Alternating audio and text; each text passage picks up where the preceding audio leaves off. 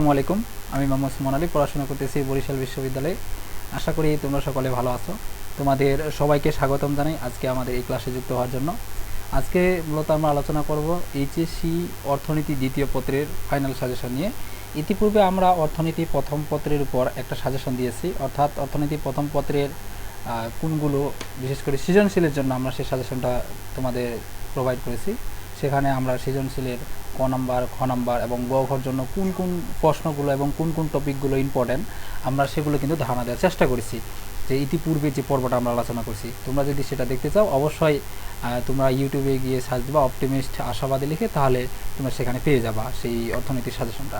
তো তার ধারাবাহিকতায় আজকে তোমাদের সামনে এসে অর্থনীতি দ্বিতীয় পত্রের সাজেশনটা নিয়ে হাজির হয়েছি। তো তাহলে বেশি সময় নষ্ট না করে আজকে যে আমাদের আলোচনা পর্ব অর্থনীতি দ্বিতীয় পত্র, তাহলে সেটা শুরু করি। তো দেখো, অর্থনীতি প্রথম পত্রটা অনেকে মনে করে যে অর্থনীতি দ্বিতীয় পত্রটা বেশি হার্ড।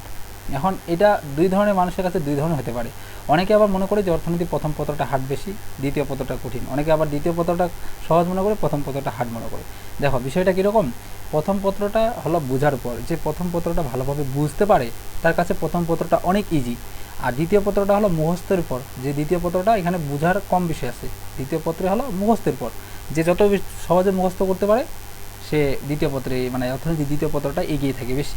তো এটাই পার্থক্য। এখন যে ভালোভাবে মুখস্থ করতে পারে সে অবশ্যই এখানে ভালো বেনিফিট পাবে। তবে অবশ্যই তোমাকে একটা বিষয় মাথায় খেয়াল রাখতে হবে, বোঝার কোনো বিকল্প নাই।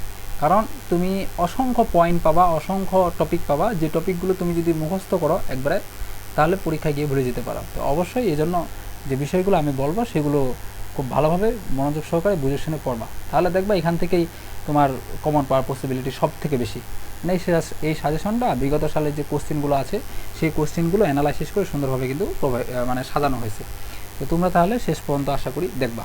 তো দেখো, জ্ঞানমূলকের জন্য যে অধ্যায়গুলো, আর তোমাদের আরেকটা বিষয় বলে রাখি, আমি কিন্তু এই সাজেশনটা তোমাদের দিচ্ছি হলো শর্ট সিলেবাসের উপর নির্ভর করে। শর্ট সিলেবাস বলতে কি, যারা এইচএসসি 25 পরীক্ষা দিবে, আবার মানে এবার পরীক্ষা দিবে তাদের উপর, মানে তারা তো শর্ট সিলেবাস আছে তাদের, তো সেজন্য শর্ট সিলেবাসটাকেই মূলত মানে সেটাকে ফোকাস করে এই সাজেশনটা দেওয়া। আর যারা আছে অন্যান্য যে 26 ব্যাচের অন্যান্য ব্যাচে যারা আছে তারাও চাইলে দেখতে পারো, কোনো সমস্যা নেই। তবে এটা যে অধ্যায়গুলো আমি দিছি সেই অধ্যায়গুলোর মধ্যে, অর্থাৎ শর্ট সিলেবাসের যে অধ্যায়গুলো আছে সেগুলোর মধ্যে যে যে বিষয়গুলো ইম্পর্ট্যান্ট সৃজনশীলের জন্য জাস্ট সেগুলো এখানে তুলে ধরা হয়েছে। তো দেখো তাহলে দ্বিতীয় অধ্যায়ে জ্ঞানমূলকের জন্য যে যে বিষয়গুলো তোমরা পড়বা, প্রথমত হলো কৃষি জোট কাকে বলে, তারপর হলো জীবন নির্বাহী খামার কাকে বলে, কৃষি বিপণন কি, কৃষি কি, শস্য বহুমুখীকরণ বলতে কি বোঝায়, কৃষি খামার কি, কৃষির উপখাত কি, কৃষি ঋণ কি, কৃষি পণ্য বিপণন কি। মানে এটা হলো দ্বিতীয় অধ্যায়টা ছিল কৃষি রিলেটেড, কৃষির বিভিন্ন ধরনের বিষয়গুলো। মানে অনেক অনেক ইম্পর্টেন্ট, কিন্তু এখান থেকে প্রতি বছরই প্রশ্ন দেয়, মানে প্রশ্ন বাদ দেয় না এখান থেকে। তো এরপরে তৃতীয় অধ্যায় থেকে যে যে বিষয়গুলো পড়বা, দেখো তৃতীয় অধ্যায় থেকে রপ্তানি, এখানে শিল্প, তৃতীয় অধ্যায়ের নাম কিন্তু শিল্প। সেই শিল্প অধ্যায় থেকে তোমরা যে যে টপিকগুলো মানে প্রশ্নগুলো পড়বা জ্ঞানমূলকের জন্য, রপ্তানিমুখী শিল্প কী, সংরক্ষিত শিল্প কী, এরপর হলো শিল্প কী, তারপর হলো হাইটেক শিল্প কী, তার বৃহদায়ন শিল্প কী, এছাড়া রয়েছে হলো মাঝারি শিল্প কী। এই বিষয়গুলো একটু গুরুত্ব সহকারে পড়ার চেষ্টা করবা। এরপরে যেটা আছে দেখো, এরপরে 7 নম্বরে যদি দেখি আমদানি বিকল্প শিল্প কী, তারপর কুটির শিল্প কী। আর এগুলোর কিন্তু তোমরা যদি মনে করো যে এগুলো আমরা বুঝতেছি না, এগুলো নতুন, কীভাবে পড়বো না পড়বো, তাহলে তোমাদের বলে দিই, আমি কিন্তু যে শর্ট সিলেবাসে যে টপিকগুলোর কথা বলতেছি এবং যে প্রশ্নগুলো, এগুলোর পর কিন্তু আমরা মানে এই অধ্যায়গুলোর পর খুব ভালোভাবে কিন্তু ক্লাস নেওয়া হয়েছে। সেই ক্লাসগুলো কিন্তু ইউটিউবে আপলোড দেওয়া হয়েছে। তোমরা চাইলে সেই ক্লাসগুলো দেখলে তোমাদের এই যে প্রশ্ন আমি যেগুলো মানে সাজেশন আকারে দিচ্ছি এগুলো ইজিলি কিন্তু বুঝতে পারবা। তো সেজন্য কারো যদি কোনো সমস্যা হয় এগুলো বুঝতে বা বুঝতে কোনো প্রবলেম হয়, তোমরা অবশ্যই সেই ক্লাসগুলো পাবা। তোমরা এই ইউটিউব চ্যানেলে পাবা, অপটিমিস্ট আশাবাদী লিখে সার্চ দিলে সেখানে একটা প্লেলিস্ট করা আছে economics second paper, HSC economics second paper নামে। সেই প্লেলিস্টে গেলে তোমরা ইকোনমিক্স সেকেন্ড পেপারে সবগুলো ক্লাস পেয়ে যাবা। সেখানে এই যে আমরা যে মানে প্রশ্নগুলো আলোচনা করতেছি এগুলো খুব বিস্তারিতভাবে খুব ভালোভাবে একবার এখানে বোঝানো হয়েছে। তখন এরপরে অধ্যায় 4-এর জন্য যে জ্ঞানমূলকের জন্য যে যে প্রশ্নগুলো পরীক্ষায় সব থেকে বেশি আসে সেটা হলো নিট অভিবাসন কি, মানব সম্পদ উন্নয়ন বলতে কী বুঝো, এরপর হলো কাম্য জনসংখ্যা কী, তার জনসংখ্যা ঘনত্ব কাকে বলে, অভিবাসন কি, স্থূল জন্মহার কি, স্থূল জনসংখ্যা বৃদ্ধি, এরপর হলো আত্মকর্মসংস্থান বলতে কী বুঝো, এরপর হলো বেকারত্ব কী। এছাড়া 7 নম্বর অধ্যায়ের ক্ষেত্রে আমাদের জ্ঞানমূলকের জন্য যেগুলো ইম্পর্ট্যান্ট, মুদ্রাস্ফীতি এই অধ্যায়ের নাম, এবং এই অধ্যায় থেকে কিন্তু গাণিতিক আছে তোমাদের। অর্থাৎ এইচএসসি অর্থনীতি দ্বিতীয় পত্রের এই যে তোমাদের দ্বিতীয় পত্রের মূলত এই অধ্যায় থেকেই পরীক্ষায় অঙ্ক আসে, এবং এই একটাই অঙ্ক এখানে করা লাগে, মানে দুইটা কি তিনটার মতো সূত্র আছে, সেই সূত্রগুলো একটু ভালোভাবে বুঝলেই এখান থেকে 100% প্রশ্ন প্রতিবারই একটা দেয়, মানে খুব ইজি। তুমি যদি একটু জাস্ট কষ্ট করো তুমি ইজিলি কিন্তু পেয়ে যাবে এগুলো বের করতে। তো এই জন্য এটা একটু ভালোভাবে করার ট্রাই করি। তো দেখো 7 নম্বর অধ্যায়ের ক্ষেত্রে মুদ্রাস্ফীতি যে অধ্যায়টা আছে, এখান থেকে জ্ঞানমূলকের জন্য যেগুলো ইম্পর্ট্যান্ট সেটা প্রথমটা হলো মুদ্রাস্ফীতি কী, এরপরে আছে হলো সিপিআই কী, আর তারপর হলো সূচক কী, এরপর হলো ব্যাংক হার কী, ভোক্তা মূল্য সূচক কী, এরপর হলো ব্যয় বৃদ্ধিজনিত মুদ্রাস্ফীতি, আর রয়েছে এরপর হলো চাহিদাজনিত মুদ্রাস্ফীতি আছে, একই কথা। ব্যয় বৃদ্ধিজনিত মুদ্রাস্ফীতি আরেক নাম কিন্তু যোগান, যেটা যোগানের মুদ্রাস্ফীতিটাকে কিন্তু বলা হয়। এগুলো কিন্তু আমরা ক্লাসে সুন্দরভাবে আলোচনা করেছি, তোমরা সেখান থেকে ইজিলি এগুলো ধারণা পেতে পারো। তো 8 নম্বর অধ্যায়ের ক্ষেত্রে যেগুলো বাণিজ্য অভ্যন্তরীণ বাণিজ্য অধ্যায়, সেই অধ্যায়ের ক্ষেত্রে যেগুলো পরীক্ষার জন্য ইম্পর্টেন্ট জ্ঞানমূলকের ক্ষেত্রে, 1 নম্বর হলো অভ্যন্তরীণ বাণিজ্য কী, তারপর বৈদেশিক সাহায্য কী, এরপর রয়েছে আন্তর্জাতিক বাণিজ্য কী, তারপর হলো অপ্রচলিত দ্রব্য কী।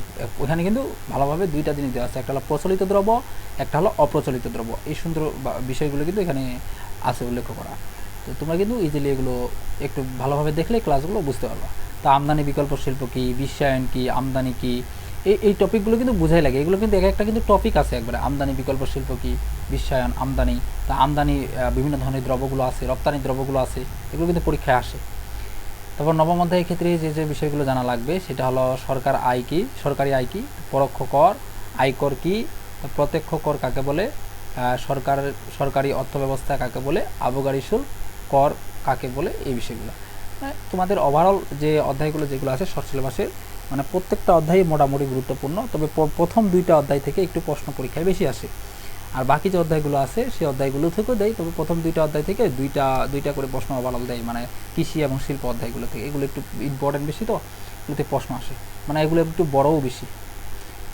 তো অনুধাবনের জন্য যে বিষয়গুলো পড়বা, দেখো তোমাদের দ্বিতীয় অধ্যায়ের ক্ষেত্রে অনুধাবনের জন্য যেগুলো পরীক্ষায় আসে সেটা হলো শস্য বহুমুখীকরণ কি খাদ্য ঘাটতি দূর করে ব্যাখ্যা করো।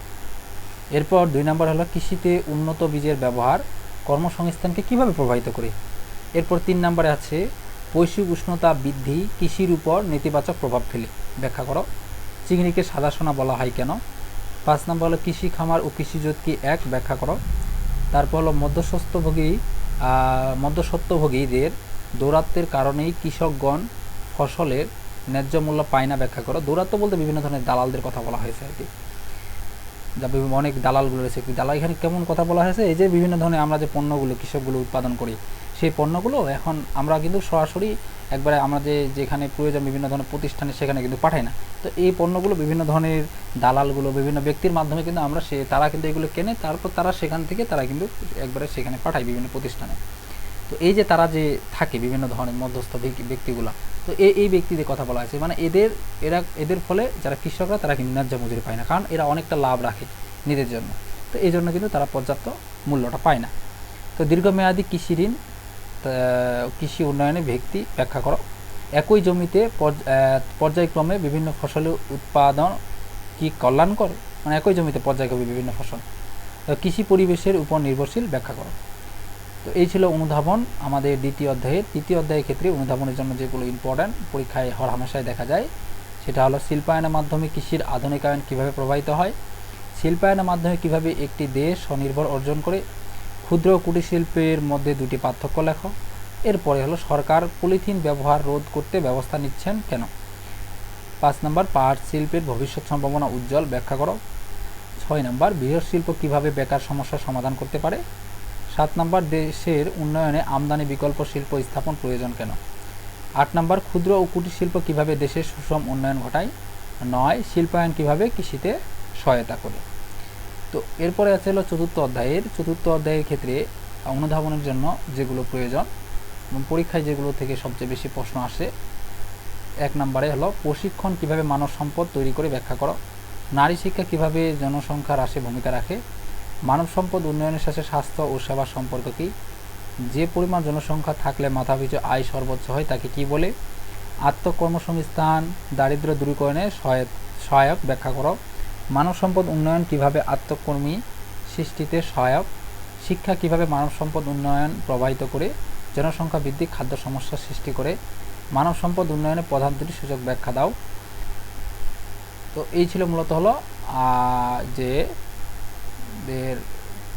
অধ্যায়, সেটা হলো চতুর্থ অধ্যায়ের বিভিন্ন ধরনের যে অনুধাবন প্রশ্নগুলো, সেই প্রশ্নগুলো দেওয়ার চেষ্টা করলাম। এরপর হলো মুদ্রাস্ফীতি যে অধ্যায় আছে, সপ্তম অধ্যায়, এখানে যদি একটু মিস্টেক হয়ে গেছে টাইপিং, সে সপ্তম অধ্যায়ে বিভিন্ন ধরনের যে প্রশ্নগুলো তোমরা জানবা। আর এগুলো শুধু জাস্ট আমি বলে দিচ্ছি এমনিতে কেন, মানে এগুলো কিন্তু মানে খুব বোঝার জিনিস নাই এগুলোর ক্ষেত্রে। বিশেষ করে দ্বিতীয় পত্রটা হলো মুখস্থের পর বেশিরভাগই, মানে বোঝার কম বিষয় আছে, মানে এগুলো একটু পড়লেই বোঝা যায় জিনিসটা কী বলতে যাচ্ছে। আর প্রথম পত্রটা একটু বোঝার বিষয় আছে, এখানে অনেকগুলো গাণিতিক টার্ম, অনেক বিষয়গুলো আছে, অনেকগুলো মানে বিভিন্ন ধরনের বিষয়গুলো যেগুলো না বুঝলে কিন্তু অনেক সমস্যা হয়ে যায়। দ্বিতীয় পত্রের ক্ষেত্রে এরকমটা না, প্রথম পত্রের মতো এত বোঝার বিষয় নেই এখানে। তো দেখো এরপর আমাদের সপ্তম অধ্যায়, মানে যেটা মুদ্রাস্ফীতি যে অধ্যায়টা, সেই অধ্যায়ের ক্ষেত্রে অনুধাবনের জন্য যে প্রশ্নগুলো হরহামেশাই আমরা দেখতে পাই, তার মধ্যে 1 নম্বর হলো সরকারি ব্যয় বৃদ্ধি পেলে মুদ্রাস্ফীতি ঘটে, ব্যাখ্যা করো। এরপর হলো মজুতদার ও চোরাচালান ক্ষতিকর কেন। এরপরে আসছে হলো অনুৎপাদনশীল খাতে ব্যয় বৃদ্ধি পেলে মুদ্রাস্ফীতি দেখা দেয়, ব্যাখ্যা করো। 4 নম্বর হলো খরচ বৃদ্ধিজনিত মুদ্রাস্ফীতি অর্থনীতির জন্য ক্ষতিকর কেন। 5 নম্বরে হলো মুদ্রাস্ফীতির উপর মুদ্রার যোগান বৃদ্ধির প্রভাব বুঝিয়ে লেখো। 6 নম্বরে পরোক্ষ মুদ্রাস্ফীতিকে প্রভাবিত করে, ব্যাখ্যা করো। তো 8 অধ্যায়ের ক্ষেত্রে অনুধাবনের জন্য যেগুলো পরীক্ষায় পড়বা এবং যেগুলো থেকে সবচেয়ে বেশি প্রশ্ন আসে, তা হলো 1 নম্বর আন্তর্জাতিক বাণিজ্য সংগঠিত হয় কেন। 2 নম্বর অভ্যন্তরীণ বাণিজ্য ও আন্তর্জাতিক বাণিজ্যের মধ্যে প্রধান দুটি পার্থক্য উল্লেখ করো। এরপরে 3 নম্বরে আসলে দুটি দেশের মধ্যে বাণিজ্য সংগঠিত হয় কেন। 4 নম্বর বাংলাদেশের অর্থনীতিতে আন্তর্জাতিক বাণিজ্য কেন গুরুত্বপূর্ণ, ব্যাখ্যা করো। 5 বৈদেশিক সাহায্য বাংলাদেশের জন্য আবশ্যক, ব্যাখ্যা করো। 6 বাণিজ্য না হওয়ার চেয়ে কিছু বাণিজ্য ভালো, বাণিজ্য না হওয়ার চেয়ে কিছু বাণিজ্য ভালো, ব্যাখ্যা করো। এরপরে আসছে হলো আন্তর্জাতিক বাণিজ্য সংগঠিত হওয়ার দুটি কারণ লেখো। বৈদেশিক সাহায্যের তুলনায় বৈদেশিক বাণিজ্য উত্তম, ব্যাখ্যা করো। মানে এটার চেয়ে বৈদেশিক বাণিজ্যটা বেশি উত্তম বৈদেশিক সাহায্যের চেয়ে, এটা ব্যাখ্যা করতে বলছে, কেন উত্তম, কী কারণে। তো উদ্ধৃত পণ্য মানে হলো অতিরিক্ত যে পণ্যগুলো আন্তর্জাতিক বাণিজ্যের ভিত্তি, ব্যাখ্যা করো। মানে উদ্ধৃত বলতে কেমন, আমাদের মনে করো তোমার কথা এখন 10টা পোশাক আছে, ওই 10টা পোশাক তুমি এটা লাগে মানে দৈনন্দিন ব্যবহার করতে, তোমার মনে হয় 10টা পোশাকে লাগে। এখন কথার কথা তোমার কাছে আরও আছে 5টা, টোটাল আছে 15টা, তার মানে 5টা কিন্তু অতিরিক্ত, তুমি ওগুলো কিন্তু ইউজে করো না। বা তোমার মনে করো প্রতি মাসে খাইতে কথার কথা তোমার মানে সারা বছর তোমার খাইতে 10 মণ চাল লাগবে। এখন তোমার কাছে সারা বছর উৎপাদন করে তোমার কাছে থাকে যে 50 মণ, এখন অতিরিক্ত তোমার কাছে আরও 40 মণ আছে না, এই যে অতিরিক্ত যে পণ্যটা, এটাকে বলা হচ্ছে উদ্ধৃত পণ্য। এরকম পণ্যগুলো আন্তর্জাতিক বাণিজ্যের ভিত্তি, মানে এর বাণিজ্যের ক্ষেত্রে অবশ্যই প্রভাব রাখে। কারণ বাংলাদেশে যেমন পোশাক শিল্প আছে, আমাদের অনেকগুলো পোশাক তৈরি করি, তো দেশের প্রয়োজন তো মিটায় এবং অতিরিক্ত আরও থাকে, তো সেগুলো কী করি তখন বিদেশে রপ্তানি করি। তো এরপরে দেখা হলো অপ্রচলিত রপ্তানি পণ্য বলতে কী বোঝায়। এরপরে নবম অধ্যায় থেকে যেগুলো অনুধাবনের জন্য অনেক ইম্পর্টেন্ট, তা হলো ফি বাধ্যতামূলক দেয় না কেন। তারপর হলো সরকারি ব্যয় কীভাবে নগরায়নকে সহায়তা করে। এরপরে আছে দেখো মূল্য সংযোজন করকে পরোক্ষ কর বলা হয় কেন। 4 দিন দিন সরকারি ব্যয় বৃদ্ধি পাচ্ছে কেন। এরপর হলো সরকারি ব্যয় কীভাবে কর্মসংস্থান ঘটায়। সরকারি ব্যয়ের উল্লেখযোগ্য উৎসসমূহ কী কী, মানে কোন কোন খাতে সরকারি ব্যয় করা হয়। এরপর সরকার ঋণ গ্রহণ করে কেন। সরকার কিন্তু বিভিন্ন কাজে দেশের উন্নয়নের প্রেক্ষিতে আর বিভিন্ন প্রকল্প মানে ভালোভাবে কার্য সম্পাদনের জন্য, এছাড়া আরও বিভিন্ন কারণে কিন্তু ঋণ নিয়ে থাকে। এই বিষয়গুলো আলোচনা করা লাগবে। তো এরপর আমরা আলোচনা করব সৃজনশীলের, বিশেষ করে আমরা ক এবং খ কিন্তু ইতিমধ্যে আলোচনা করে শেষ করে দিলাম যে ক এবং খর জন্য কোন কোন প্রশ্নগুলো সব থেকে বেশি আছে। এরপরে আমরা আমাদের ধারণা দেওয়ার চেষ্টা করবো হলো গ এবং ঘ নাম্বারের ক্ষেত্রে আমরা কোন কোন বিষয়গুলো থেকে প্রশ্ন পেয়ে থাকি। প্রথম হলো জীবন নির্বাহী খামার, বাণিজ্যিক খামার, প্রচুর পরিমাণে এখান থেকে প্রশ্ন দেয় জীবন নির্বাহী খামার এবং বাণিজ্যিক খামার থেকে। এরপর হলো কৃষি পণ্যের বিপণনের বিভিন্ন ধরনের যে সমস্যাগুলি আছে সমাধান। আরেকটা কথা বলি তোমাদের, এই যে দেখো সমস্যা যেগুলো না সেগুলোই কিন্তু সমাধান কীভাবে, মানে কোনো একটা সমস্যা আছে, যেমন কৃষি পণ্য বিপণনের ক্ষেত্রে তোমাকে যদি বলি এই যে যানবাহনের সমস্যা, কথার কথা যে পর্যাপ্ত যানবাহনের সমস্যা থাকে, এখন সমাধান কি, সমাধান হলো যানবাহন, যে যানবাহনের সংখ্যা বাড়াইতে হবে বা যানবাহনের জন্য যাতায়াত ব্যবস্থা মাধ্যমটা উন্নত করা লাগবে। মানে সমস্যা যেটা, সমস্যাটা উল্টাই দিলেই কিন্তু সমাধান। মানে কোনো একটা সমস্যা আছে ওটা যা সমাধান করবো আমরা, মানে কি ওই জিনিসটাই তো আমাদের সমাধান করা লাগবে। তো তুমি যদি সমস্যাগুলো ভালোভাবে পড়ো বা ভালোভাবে তোমার মাথায় থাকে, ইজিলি কিন্তু সমাধানগুলো বের করতে পারবা। কারণ সমাধানের জন্য তোমার আলাদা করে মুখস্থ করার কোনো প্রয়োজন পড়তেছে না। আর এগুলো কিন্তু মুখস্থ না, কৃষি পণ্য মানে কৃষি পণ্য বিপণনের যে সমস্যা, মানে কৃষি বিভিন্ন ধরনের পণ্যগুলো যে আছে এগুলো আমরা বিক্রি করতে গিয়ে কী কী সমস্যায় পড়ি। এমনিতে কিন্তু বলা যায় সেগুলো বিক্রি করতে গিয়ে আমাদের ভালো যানবাহন থাকে না, আর যাতায়াত মাধ্যম ভালো থাকে না, বা বিভিন্ন ব্যক্তি বা মধ্যস্থ দালাল যারা রয়েছে তাদের অনেক অনেক সমস্যা হয়। এছাড়া পর্যাপ্ত বীজ পাওয়া যায় না কৃষি পণ্যের জন্য, ভালো উৎপাদন হয় না, এরকম আমরা বিভিন্ন ধরনের বলতে পারি যে কৃষি পণ্য বিপণন থেকে শুরু করে আমাদের এই যে বিষয়গুলো অনেকগুলো। কৃষি পণ্য বিপণন বলতে শুধু যে আমরা যে কৃষি পণ্য বাজারে বিক্রি করলাম এটাকে কিন্তু কখনো বোঝায় না, কথাটা বুঝতে হবে। কৃষি পণ্য বিপণন বলতে কৃষি উৎপাদন থেকে একবার কৃষি পণ্য বাজারে যাওয়ার পর্যন্ত মধ্যবর্তী যতগুলো প্রক্রিয়া বা প্রসেস আছে এই সবগুলোকে কিন্তু বলা হয় কৃষি পণ্যের বিপণন। তো এর অনেকগুলো সমস্যা রয়েছে, এই সমস্যাগুলো জানতে হবে এবং এর সমাধান। এছাড়া রয়েছে হলো আমাদের দ্বিতীয় অধ্যায়ের ক্ষেত্রে যে 3 নাম্বার যে টপিকটা এখান থেকে সবচেয়ে বেশি প্রশ্ন আছে সেটা হলো কৃষি ঋণের সমস্যা এবং এর সমাধান। বিভিন্ন ধরনের কৃষি যে ঋণ হয়, কৃষি ঋণের ক্ষেত্রে অনেকগুলো আমরা কিন্তু সমস্যা দেখতে পাই। যে কৃষি ঋণ, যেমন কৃষি ঋণ কেন নেওয়া হয় থাকে, কৃষকদের তারা যাতে পর্যাপ্ত পরিমাণ উৎপাদন করতে পারে এবং যাতে উৎপাদনের জন্য কোনো সমস্যা না হয়। এছাড়া আরও কিন্তু বিভিন্ন ক্ষেত্রে কৃষি ঋণ হয়ে থাকে। বিভিন্ন ধরনের কৃষকদের তাদের মনে করো অনেক সময় এমন হয় যে তাদের পর্যাপ্ত যে কৃষিকাজ ছাড়া এমনিতেই দেখা যায় যে তাদের পরিবারে বিভিন্ন ধরনের অভাব, বিয়ে বা কোনো একটা অনুষ্ঠান করা লাগে, এর জন্য কিন্তু কৃষকরা ঋণ নিয়ে থাকে। তো এরকম কৃষি ঋণে অনেকগুলো সমস্যা থাকে, এই সমস্যা ও সমাধানগুলো জানা লাগবে।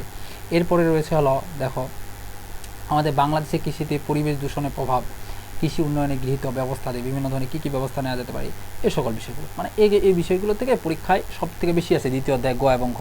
তবে সবচেয়ে বেশি যেটা বলবো এখান থেকে তোমার প্রশ্ন পাওয়া এখান থেকে প্রতি বছরই প্রশ্ন দেয়। এই যে জীবন নির্বাহী খামার, বাণিজ্যিক খামার, প্রথম অধ্যায় থেকে কিন্তু দ্বিতীয় অধ্যায় থেকে তোমাদের 2টা প্রশ্ন দেওয়ার প্রতিবারই বেশিরভাগ সময় 2টা প্রশ্ন দেয়, 2টা প্রশ্ন দিবেই। তো এই জন্য বাকিগুলো আর প্রথম কার্ড থেকে এটা থেকে একটা দেই প্রতিবারই, আর বাকি 3টা থেকে তোমার একটা দেওয়ার পসিবিলিটি বেশি। তবে তোমার কৃষি ঋণ থেকে দেয়, বিভিন্ন কৃষি ঋণের উৎসগুলো, শুধু সমস্যার সমাধান না, কৃষি ঋণে অনেকগুলো উৎস আছে কিন্তু, যে কৃষি ঋণটা যে নেবে কোন কোন মাধ্যমে নেবে, কিসের মাধ্যমে নেবে, এই বিষয়গুলো এটাও একটু ভালোভাবে জানবা তার পাশাপাশি। তো এরপরে দেখো তৃতীয় অধ্যায় থেকে যে জায়গাগুলো থেকে প্রশ্ন আসে, বাংলাদেশের কুটির শিল্পের সমস্যাবলী এবং সমাধান, তা বাংলাদেশের ক্ষুদ্র ও মাঝারি শিল্পের সমস্যাবলীর সমাধান, বস্ত্র শিল্পের সমস্যা এবং সমাধানের উপায়, চা শিল্পের সমস্যাবলী এবং সমাধানের উপায়, চামড়া শিল্পের সমস্যাবলী ও সমাধানের উপায়, এছাড়া তৈরি পোশাক শিল্প, এই বিভিন্ন ধরনের যে শিল্পগুলো রয়েছে এগুলো বিভিন্ন তোমাকে একটা উদ্দীপক দিয়ে দেয়, উদ্দীপকের সাথে বলে যে এটার কোন ধরনের শিল্পের সাথে মিল রয়েছে তার সমস্যাগুলি ব্যাখ্যা করো। তাহলে তোমাকে আইডেন্টিফাই করা লাগে এটা কি চা শিল্প নাকি চামড়া শিল্প নাকি বস্ত্র শিল্প না কোনটার কথা বলা হয়েছে।